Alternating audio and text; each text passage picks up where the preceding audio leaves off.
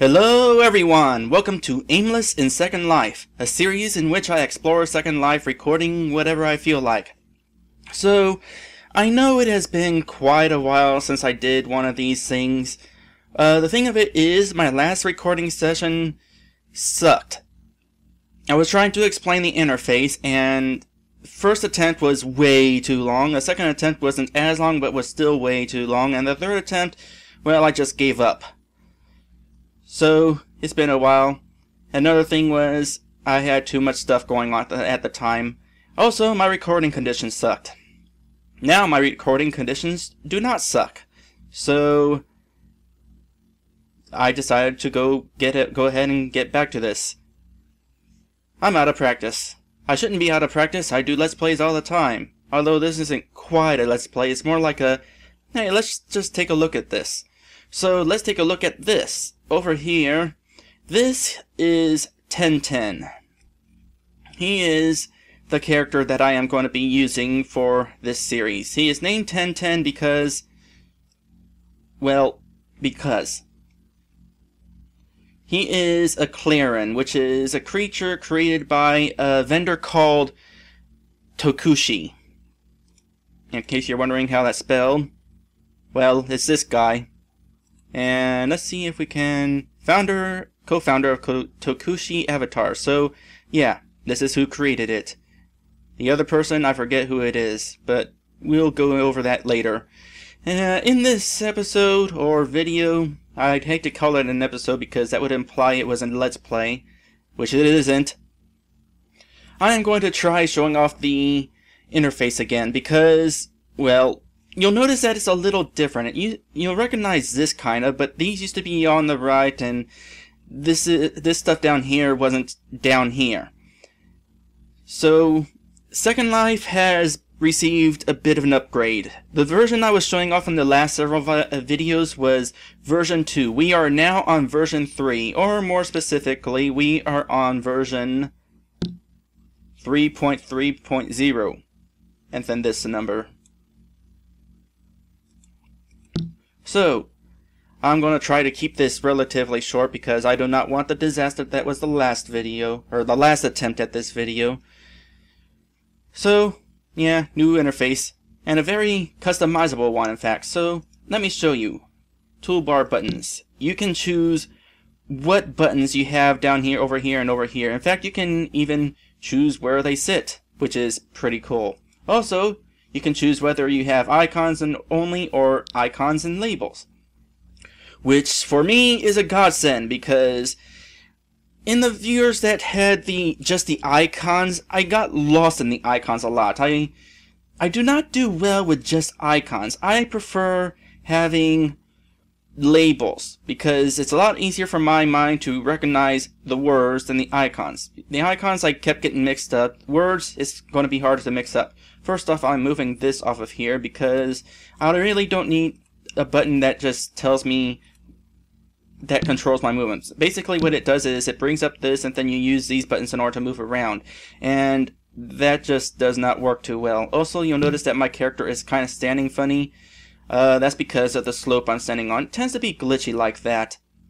So let me go ahead and get rid of this again. So you can choose which of these you want. You can choose whether they have icons, labels, or what have you. It's a pretty handy feature. Eventually I'll rearrange this to how I like it, but for now let's go ahead and just drag this back over. I'm not entirely sure the specific position it was in, but we're going to bring it over there. So, oh, that reminds me. There is no more basic and advanced mode, which is a good thing because that was terrible. The idea was nice enough, but the thing of it was, as I mentioned before, basic mode was way too basic. You couldn't do anything really aside from basically use this, which you'll notice has obtained a few more avatars. Ooh, didn't see these. Oh, so that's where the people are getting these avatars. I saw a few people wandering around. I didn't know they were default avatars. I'll probably be using a few of these later on the line, particularly whenever I want to show off avatar creation for humans. I wonder if there's any more animals than before. No, I'd say not. Same set as before. Not a very nice looking set, I must say. I'll definitely be using this avatar most of the time. Let's get you off of that little top there. That just doesn't look right. There we go. That's better. By the way, since I am going over the interface in this video, some of you probably won't be interested in this, particularly those of you who already use Second Life. By the way, it should be noted that there are other viewers besides this one. This is called the main viewer because it's the official viewer, and I just did air quotes here at the microphone even though you can't see me. And there's another viewer called Firestorm, which makes it more like older viewers. A lot of people particularly were fans of Viewer 1 and not Viewer 2. Viewer 3 allows you to kind of have it more like Viewer 1, because Viewer 1 had all the buttons down here, and Viewer 2 had all the buttons, well, over here, with no labels. So, it's interesting to see the changes that are going on. I've been around for all three viewers. Also, along with this viewer is a feature called Mesh. In fact, let me go ahead and... Where was the avatar button? Was it this one? Yeah. Vampires. Let's go back over here. Well, which one of these looks good? Well, none of them really, but let's choose this one. I'll let my avatar wear that real quick, because there's something I want to show you. It's called Mesh. Basically, there's three types of prims. First off, where's the build button? Do I not have a build button? No. Fix that. So let's use the build button real quick. There's three types of objects. You got basic objects, which are prims, which comprise of objects like these. I think I actually mentioned that already. And then there's the second type of object, which came out a couple years ago, and it is, let me go back to animals real quick, the dog. Where's the dog? Oh, there it is. So here's this dog. The second type of object prim, I guess you want to call it, there's the basic prims, there's these, when it loads. There we go. Sculpted prims. You see here, these are starting off as spears. Now the trick with the sculpted prims is they have an extra texture to them. If you...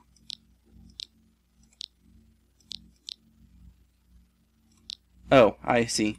Have to select the correct prim. Alright, so sculpted prims have a special texture to them.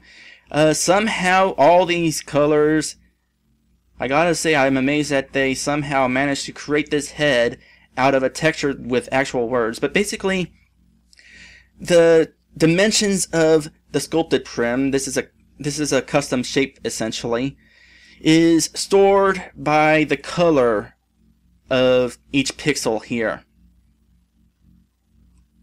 So that's how sculpted prims work. They've been around for a while. The downside with them, first off, before they load, they are spears, as you saw. Or sometimes they're other objects, but usually they're spears.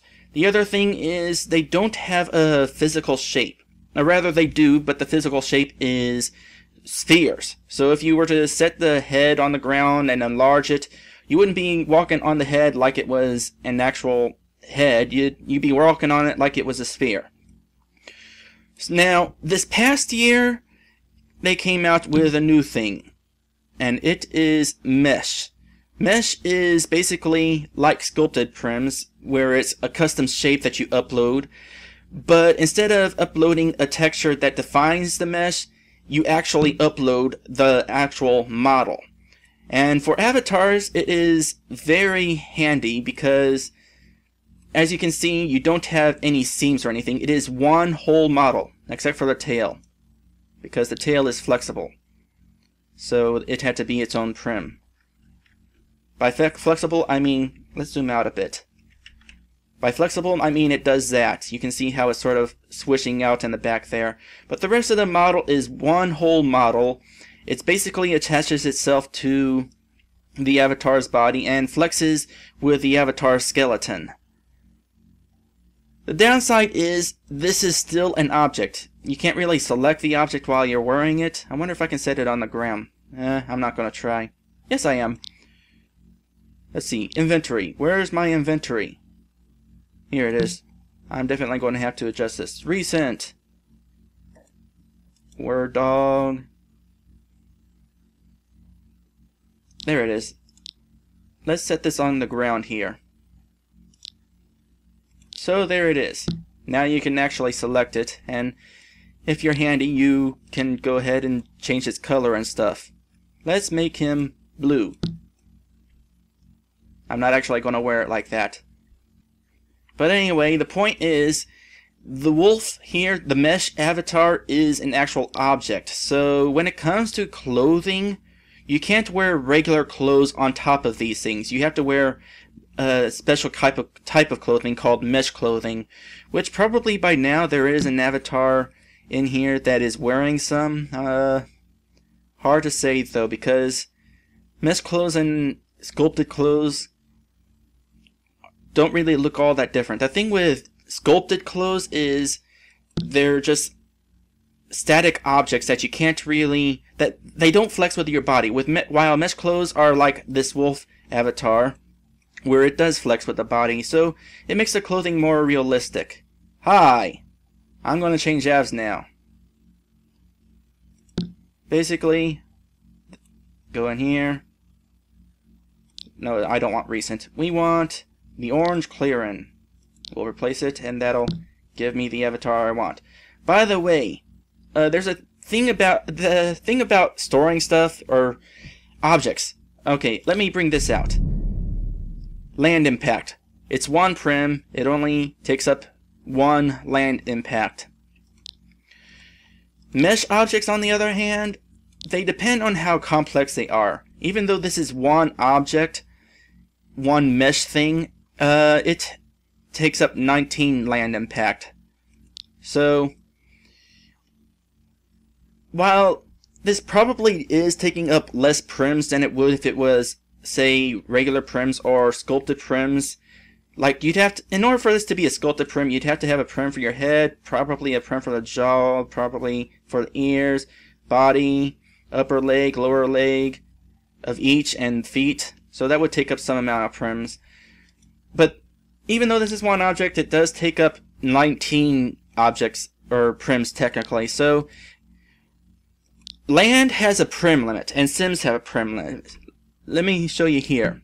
Let's bring up the information about land objects.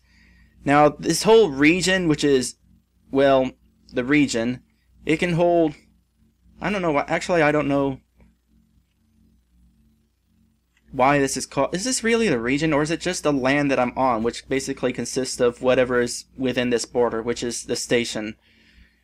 But basically, this information about how much of a land impact it takes. For example, this roof has a land impact of 2 because it's 2 prims. So basically it's taking 2 of these.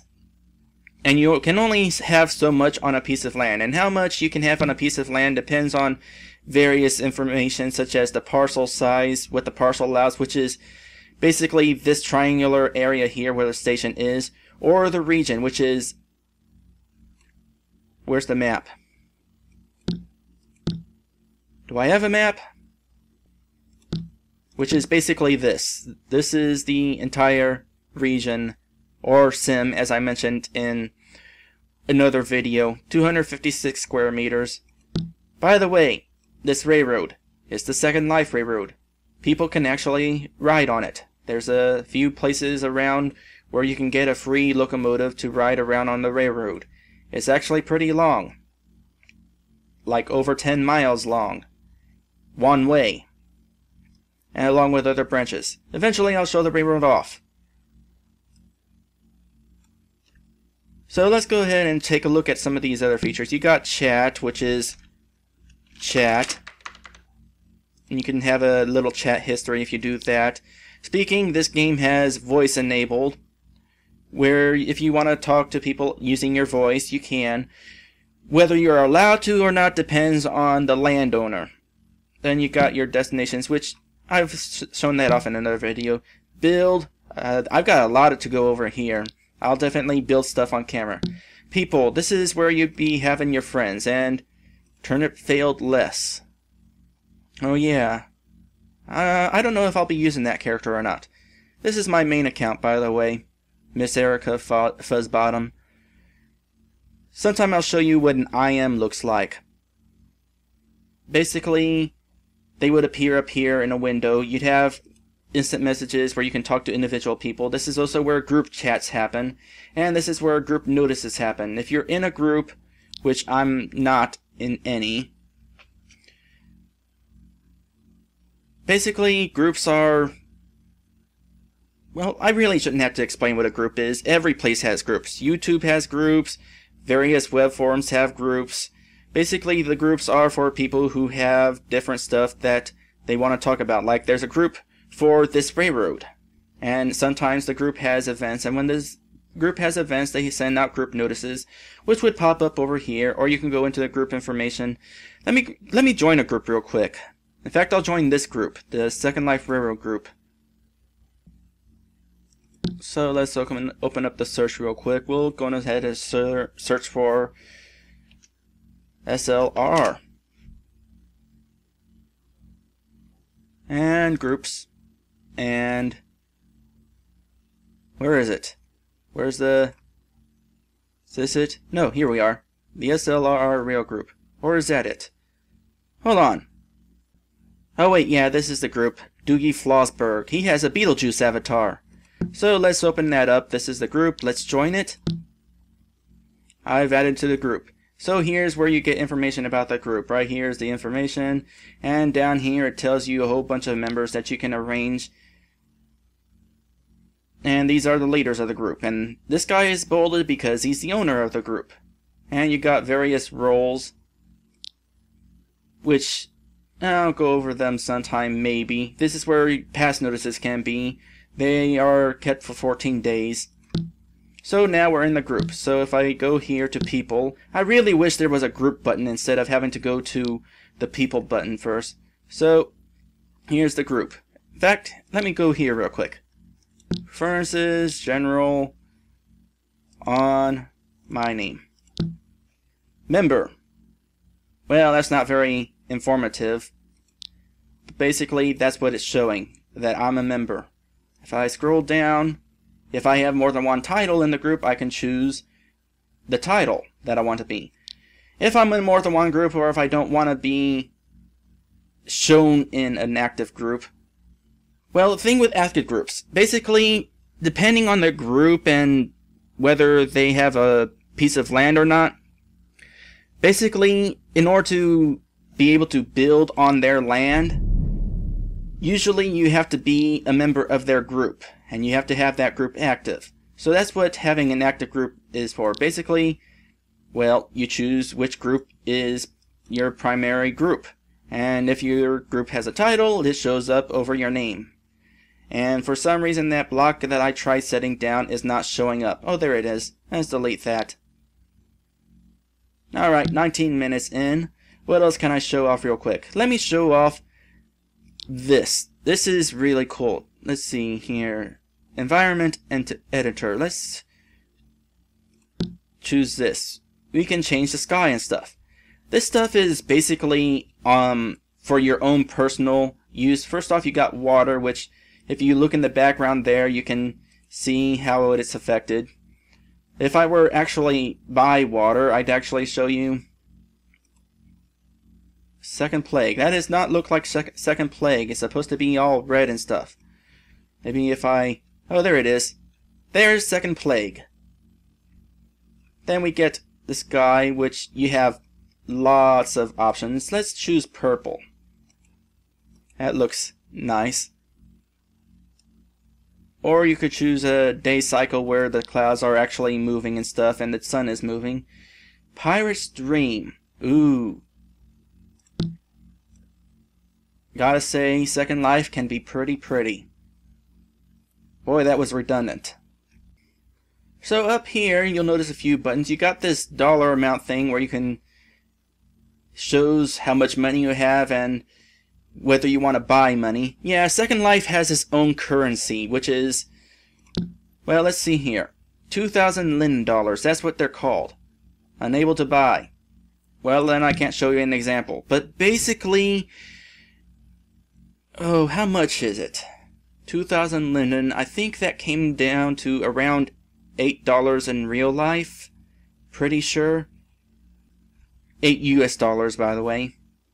But basically, Second Life has its own economy. You can buy stuff, you can sell stuff, you can, if you don't want to deal with in-world money or... Well, basically, first off, you don't have to pay for money. This is for if you actually want to buy it and, you know, because you don't have any. But there are other ways to acquire money in Second Life. You can become a shop owner and sell some stuff that you make. Or you could enter contests, which is... Well, basically, there are a crap ton of clubs in Second Life, and in those clubs, you can enter their various contests, and some of those contests have cash prizes. The theme of the contests... Well, basically, they're themes. There's a dress theme, and the person who is voted the best dressed for that theme generally is the winner of money. Sometimes also the prize is clothing or a coupon for clothing. I don't think I'll be wearing any clothing on him or her.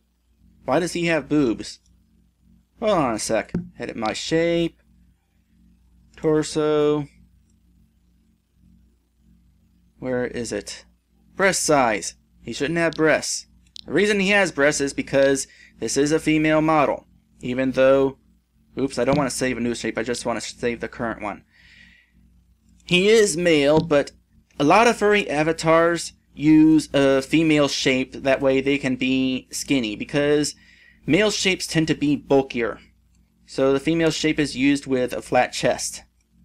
So even though he's got nothing down here, trust me, he is male. Oh look, there's a shadow. You gotta have a pretty decent computer in order to have shadows turned on. Wow, that's bright over there. But anyway, let me go over here real quick where your preferences are and show you the graphics. You got a whole bunch of graphical options. These are my settings. I am actually very surprised I can actually run these settings. If once so many people are on screen, it kind of lowers my frame rate. Here, let me show you. Advanced performance tools and statistics bars. Right now I'm getting a frame rate of 21, 22 frames per second, which is decent. If you're at 15 frames or above, that's good. Under 15 frames, not so much. So this is fairly decent, although I only have a draw distance of 160 meters. If you can have a draw distance higher than that, which if you turn off shadows, you can definitely get a draw distance higher than that. But it depends on basically where you go. If you're wandering around the mainland, which is what this is, as you can tell by looking at this, zoom out, and yeah, this is an entire island. I actually measured how far to go from here to here once, up here. There is a little strip of land, or water anyway, a water bridge of sorts that connect these two areas. To go from down there to up here, oh, I can't remember specifically. I think it was 17 miles, I want to say. Second Life is pretty huge. But if you're wandering around on this mainland, then having a larger draw distance would be pretty nice, because as you can see, I can't see very far, because I have shadows turned on. I spend my time in places that are more local, where it's just single sims or maybe a couple sims. So in those cases, having a larger draw distance doesn't really matter too much, so I use shadows. There is apparently something way above me. I wonder if I can zoom out far enough to see it. Nope, no I can't. Oh, I gotta show off the profile. This is your profile. You got your feed here, which is where you can comment on people's things and, well, basically, here, let me show you. Hello, this is an example comment thing. And then, should pop up momentarily. If not, then apparently I can't create a comment on my own profile. Let's go over here. a message tried to pop up just then. I don't know what that was about, but this is where you can have your biography, your web page stuff, and it tells you when you created the account. Still not showing up. You can also share pictures. Let me show you that real quick. If I can find the picture option. Here we are. This has definitely changed over years. You can choose to do different things with it. First off, by default, you have this freeze frame option, which is pretty handy because that means if you wanted to adjust the camera angle, you could. And aside from certain glitches like blinking eyes, you can look around and change the camera angle and not have to worry about somebody moving. Because if somebody moves, that's okay. They're still in the freeze frame in their original position. Usually. So that's what the freeze frame is for. And let's see, we gotta refresh. How do you refresh? I haven't used this before. I mean, I've taken snapshots before, but they've revamped this option apparently. But anyway, you have several options here. You can post to your profile feed, which is this thing that I showed you, which I can't click on because I'm in this mode. You can email it to somebody. You can save it to your inventory, which costs $10 linen, or you can save it to your computer. I'm going to post it to my profile feed and give a caption. Example caption picture thing. And you can choose to include the location or not, so that if you wanted to, you could show off a picture of a place that you thought was cool. Anybody checking your profile feed can see that picture and go there. And the picture has now been uploaded, so if I go to my profile, you should see it there. It's being processed. Let's go to edit profile real quick. You can choose your profile picture, which I don't think I have one yet. Nope. Your display name, which is... There it is. Your display name, which you can change your name. It doesn't change your login name, but your regular name, yeah. Choose your biography, your interest, which is... let's do that. This is how you meet people. Let's go to this real quick. Or something. Recommendations? Yeah, recommendations. If I had added interest more recently, it would show people who share the same interests as me, and I could look them up and contact them if I wanted to. There's a snapshot. Zoom in, and this is what it looks like. So, that's pretty cool. Social identities. Well, there's these options. You can choose where your other social identities are, like YouTube, Facebook. Partner is kind of like marriage, and if you want to have real-world information, there's where you have real-world information. And there's your web page if you wanted to have that. One more thing before I finish this video here. If we go to setup and you choose, here's the network information. I have a pretty decent internet speed, so I can go ahead and just max this out.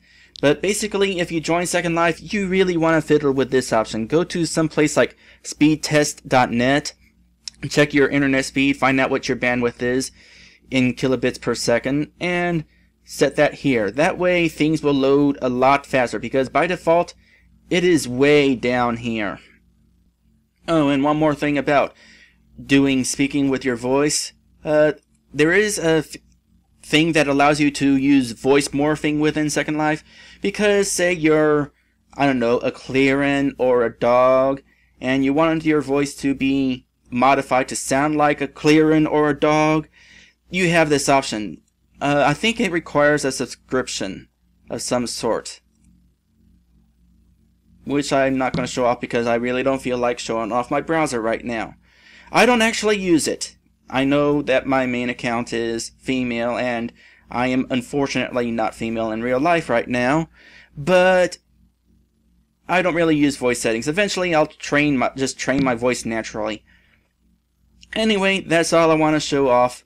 It is really bright out here. I probably would not recommend using the Pirate's Dream or whatever it was called, because this is really, really bright. By the way, this is the Paw Paw station of the Second Life Railroad. You can set up your trains here, right, if you wanted to. This is basically going to be 1010's home base. There's other interface stuff that I want to show off, but we'll save them for another time. By the way, how do you like the video quality? I've gotten an improvement, partly because no desync issues. Kinda makes me want to start over afresh because the first few videos that I recorded of this were kinda sucky. But I'll just leave them be because... Oh, by the way, it turns out, in case I didn't mention it, that first area that you go to when you first join Second Life, you can go there anytime. Oh, and just for the fun of it, it's midnight now. And it's apparently the end of the world over there. Anyway, eventually I'll be showing off more interface stuff, so look for that. I think for the next video there's one place I just want to show off though. So, I'll see you then.